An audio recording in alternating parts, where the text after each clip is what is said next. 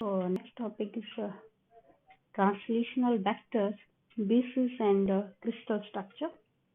तो यहाँ पे हम बात करेंगे कि जो क्रिस्टल है वो बना कैसे है। तो क्रिस्टल को जानने के लिए हम क्या करते हैं, क्रिस्टल स्ट्रक्चर्स को कंसीडर करते हैं और वो कंसीडरेशन कैसी होगी कि हमारा जो लैटिस है, लैटिस पॉइंट्स, मान लीजिए स्पेस पे इस तरह से लैटिस स्पेस है मेरा और लैटिस स्पेस में मैंने पॉइंट्स कंसीडर किए हुए हैं इस तरह से।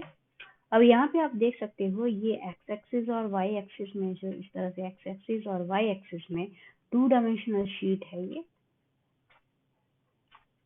और क्योंकि यहाँ पे अगर ये जो पॉइंट्स है, इन पॉइंट्स में देखने की कोशिश करूँ तो ये ऐसे ही देखने को मिलेगा मुझे। ये जो स्ट्रक्चर है ये इस तरह से है। तो ये लैटिस एरे जो है, इनको लैटिस एरे कहा जाता है। एक्चुअली ये जो पॉइंट्स है, ये पूरे स्पेस में जो पॉइंट्स दिख रहे हैं, इनको लैटिस एरे कहा जाएगा। और ये लैटिस एरे जो है, जब इनको ज्वाइन किया जाता है तो ये एक क्रिस्टल की फॉर्म देता है हमें। और अगर ये एक्स एक्सिस और वाई डायरेक्शन में इंक्रीज हो रहा है, दैट मीन जो सिस्टम इज 2 डायमेंशनल। अगर 3 डायमेंशन में भी जेड डायरेक्शन में भी ये इंक्रीज होगा तो मीन्स डायमेंशन कैसी है, 3 डायमेंशनल स्ट्रक्चर है। तो यहाँ ये आपका ए और बी लैटिस वेक्टर होंगे आपके। और क्योंकि ये जो स्ट्रक्चर है हमारा, ये हेक्सागन स्ट्रक्चर है और ये एक सिंगल यूनिट जो है, ये कैसी यूनिट है, हेक्सागन यूनिट, और जिसको हम यूनिट सेल कहते हैं, that is unit cell. Okay, तो अगर ये स्पेस में जो एरे हैं इनको ज्वाइन किया जाए, let us join this at point O point पे मैंने कोई पॉइंट Q कंसीडर कर लिया यहाँ पे, P और Q। और जब हम इस P और Q को ज्वाइन करेंगे, यहाँ पे इस तरीके से आप और भी ले सकते हो। तो P और Q ओरिजिन है ये O आपका, और P पॉइंट पे इसको ज्वाइन किया आपने, और P से Q में वेक्टर आया आपका, तो इसको आप T ले लीजिए, ट्रांसलेशनल वेक्टर T। O से P तक का ट्रांसलेशनल वेक्टर इज T। और P से Q जो है ये यूनिट वेक्टर R ले लीजिए, ट्रांसलेशनल वेक्टर R। और जब हम इसको ज्वाइन करेंगे O को Q के साथ, तो ये क्या होगा, इसका रिजल्टेंट टाइप होगा ये। और रिजल्टेंट को हम डिनोट करेंगे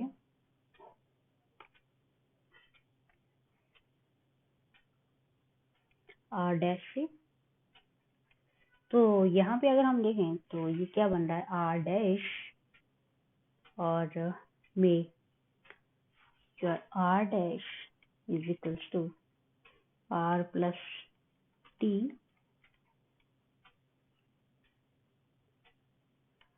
और क्योंकि डायमेंशन जो है आपके एक्स एक्सिस और वाई एक्सिस में इंक्रीज हो रहे हैं, ठीक है, क्योंकि जेड डायमेंशन अभी हमने नेग्लेक्ट करा हुआ है, यहाँ पे एक्स और वाई की बात करें जस्ट। तो एक्स और वाई में जो आपका ट्रांसलेशनल वेक्टर होगा टी, जो कि रिपीट करेगा इटसेल्फ, वो क्या होगा, T is equals to, because ये क्या है आपका ए और ये बी, तो ए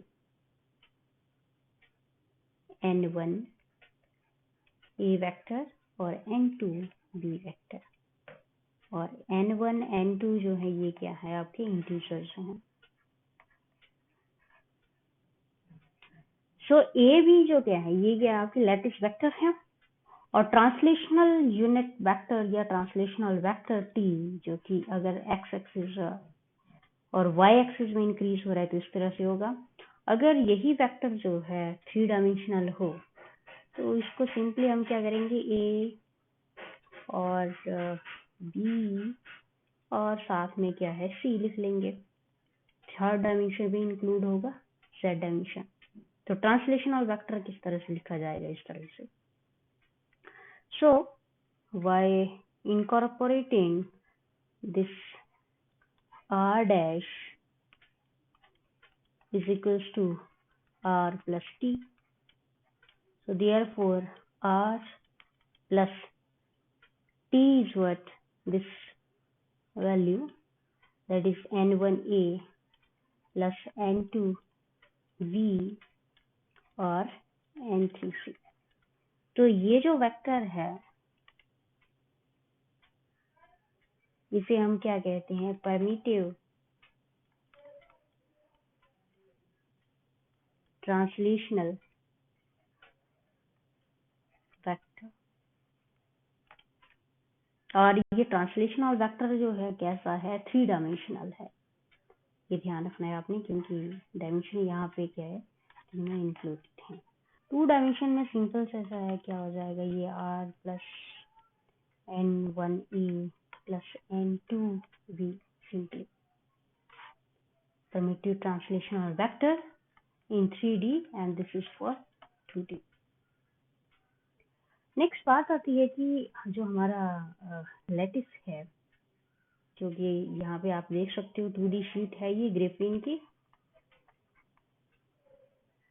तो ये जो है यूनिट सेल अगेन जो है इसका, ये स्मॉल सा हेक्सागन टाइप शेप है इसका। ये क्या करेगा, इटसेल्फ अपने आप को रिपीट करता रहेगा। अगर हम देखें इसे तो ये आपका मान लीजिए यूनिट सेल है। यूनिट सेल आप किसी को भी मान सकते हो। जस्ट यूनिट सेल क्या होता है कि जो फर्दर आप जो है जिसको डिवाइड नहीं करेंगे, स्मॉलेस्ट वॉल्यूम जो ऑक्यूपाई करेगा, that is your unit cell. तो ये यूनिट सेल इटसेल्फ रिपीट करता जाएगा at infinite distance, at infinite distance. Okay, इस तरह की जो स्ट्रक्चर है वो क्या है, आइडेंटिकल सराउंडिंग रहता है इनका। ओके, आइडेंटिकल सराउंडिंग कैसे, क्योंकि अगर ये देखें हम इसे देखें अगर, तो इसके साथ जो है ये इसका आइडेंटिकल रूप है, इसका आइडेंटिकल, इसका आइडेंटिकल।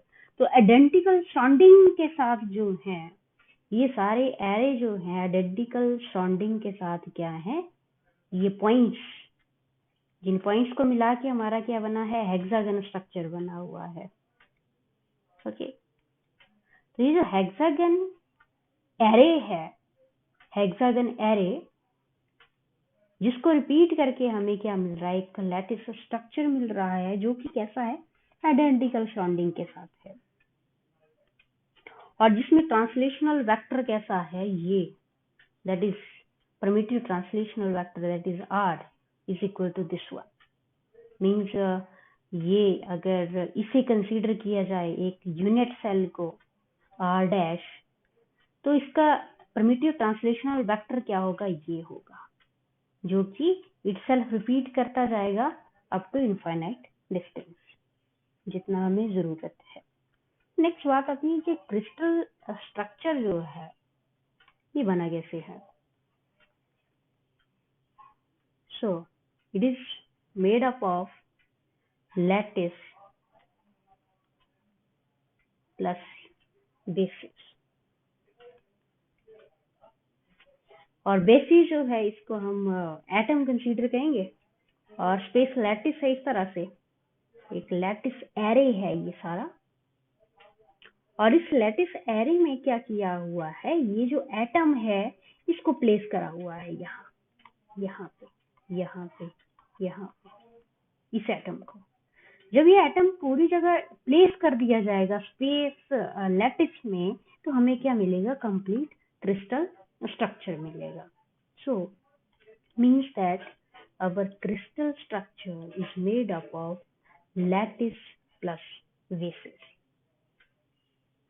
okay? और लैटिस प्लस बेसिस का एग्जाम्पल अगर हम लें, सिंपल सा अगर इसको समझना चाहें तो हम एक ट्रे और एग का एग्जांपल ले सकते हैं। ये मैंने प्रीवियस क्लास में भी बताया था बच्चों को कि मान लीजिए आपके पास एक ट्रे है, ओके, और ट्रे में खाली ट्रे है ये, और इस खाली ट्रे में क्या करना है, इस तरह से स्पेस बना हुआ है,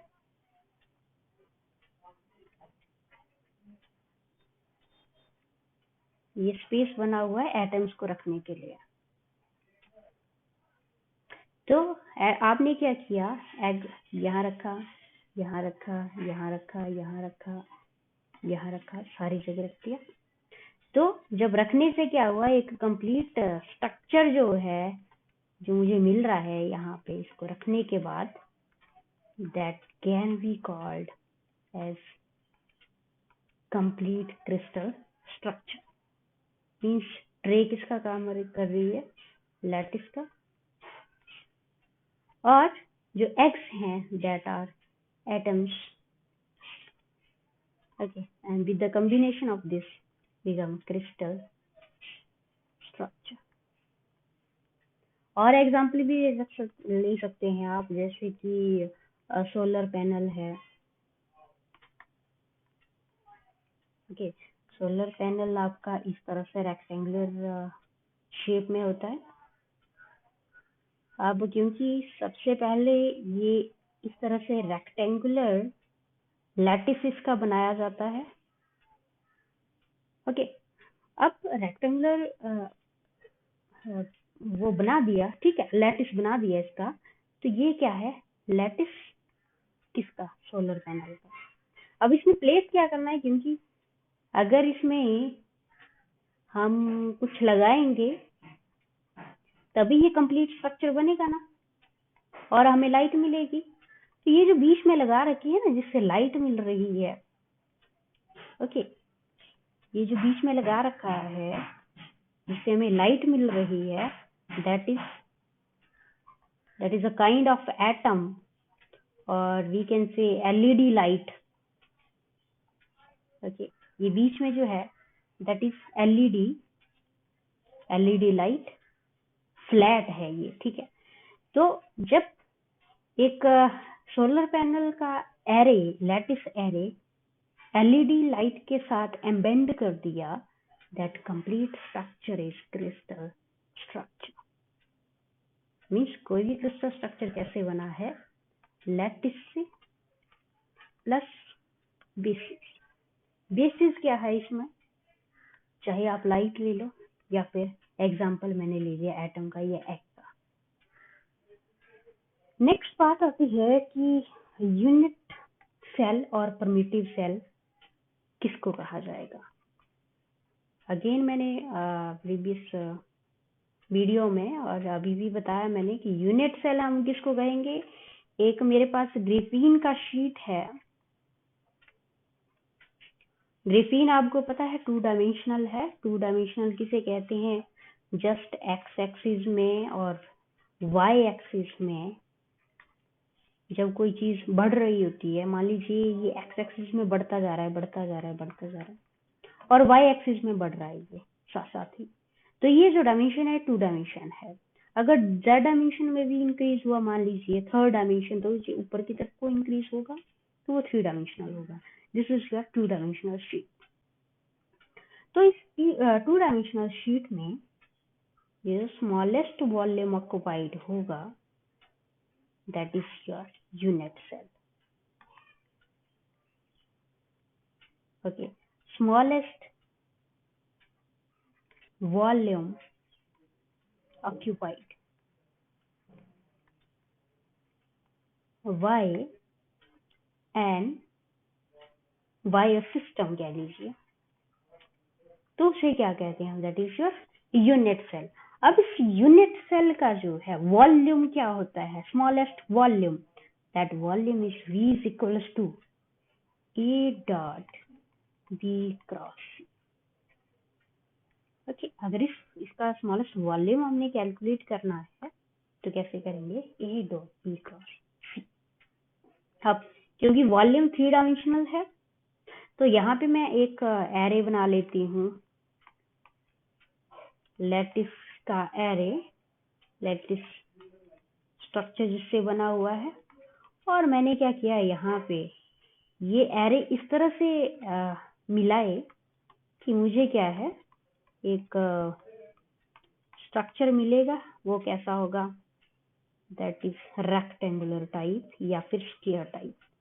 ये एरे मैच किया। आप दूसरा भी कर सकते हैं, इस तरह से ये ज्वाइन किया और इसको ज्वाइन किया, ये अलग शेप का बना। तो जब इस शेप में मैंने बनाया, मान लीजिए ABCD का रेक्टेंगुलर टाइप, तो फर्दर मुझे जो है इसी शेप में आगे इंक्रीज करना है इसको। ओके, तो ये जो यूनिट सेल हुआ ABCD का, ABCD यूनिट सेल, ये इसका स्मॉलेस्ट यूनिट सेल होगा और इसका वॉल्यूम क्या होगा, दैट इज A.B का। फर्दर इसको मैं बनाऊं तो ये इस तरह से होगा, ये हमारा यूनिट सेल इस तरह से 3 डायमेंशन में। क्योंकि ये हमें इसका फ्लैट फ्रंट पोर्शन जो है, ये वाला फ्रंट पोर्शन जो है यही दिख रहा है, क्योंकि हम ऊपर से देख रहे हैं। यहाँ पे भी अगर हम देखें तो हम क्या है, ऊपर से देख रहे हैं सरफेस से, तो हमें क्या है, इसका बाहरी हिस्सा दिख रहा है जस्ट। तो 3 डायमेंशनल पिक्चर इसका ये बना, x axis, y axis and z axis. Okay, ये इसका सेंटर है। तो इस डायरेक्शन में A लैटिस वेक्टर, इस डायरेक्शन में B लैटिस वेक्टर और Z डायरेक्शन में C लैटिस वेक्टर। तो A B C जो है आपके, these are लैटिस वेक्टर्स। और जो एंगल बनाता है ये axis, that is alpha and this is beta and final is gamma। तो ये जो एंगल बने आपके alpha, beta and gamma, and these angles are called interfacial angles. Interfacial angles.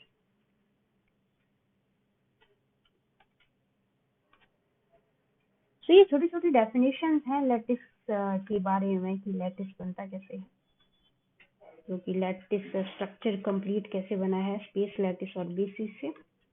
और इसका जो वॉल्यूम होता है लैटिस वेक्टर का, वो किस तरह से रहता है। और एक 3 dimensional unit vector, 3 dimensional structure अगर हम देखें यूनिट सेल का, this is your unit cell. तो एक यूनिट सेल का जो वॉल्यूम है और स्ट्रक्चर है वो इस तरह से रहेगा। अगर सेपरेटली इसको देखा जाए, लैटिस में वो इस तरह से दिखेगी, यहाँ पे हेक्सागन है ये। ओके, तो ये लैटिस इसका यहाँ रहा, क्योंकि यहाँ पे जो एरे हैं वो आपस में ज्वाइन किस तरह से करे हुए हैं, हेक्सागन शेप में।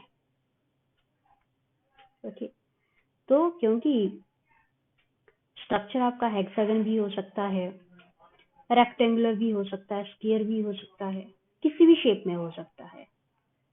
ओके, सो यूनिट सेल, क्योंकि यूनिट सेल तो यूनिट सेल है, यूनिट सेल हर एक का क्या होगा, that occupy smallest volume. So this is all about lecture.